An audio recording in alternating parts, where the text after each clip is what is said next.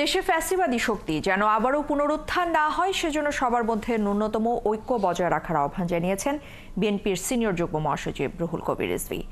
সোমবার সকালে শহীদ রাষ্ট্রপতি জিয়াউর রহমানের জন্মবার্ষিকী উপলক্ষে ঢাকা বিশ্ববিদ্যালয় এলাকায় জিয়াউর রহমান ফাউন্ডেশনের আয়োজনে বৃক্ষরোপণ কর্মসূচিতে অংশ নেন রুহুল।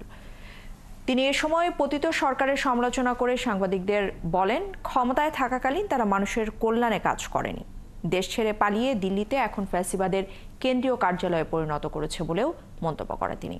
সেখান থেকে ষড়যন্ত্র অব্যাহত রয়েছে জানিয়ে সবাইকে সতর্ক থাকারও আহ্বান জানান এই বিএনপি নেতা।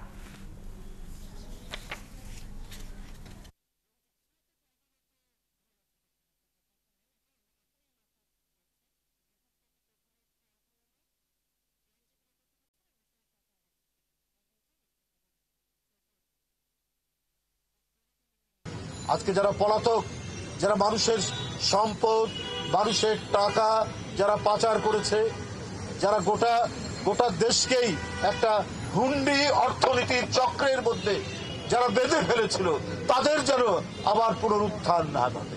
এই ঐক্য যদি না থাকে তাহলে সেই ফ্যাসিবাদের পুনরুত্থান হওয়া খুব কঠিন হবে না।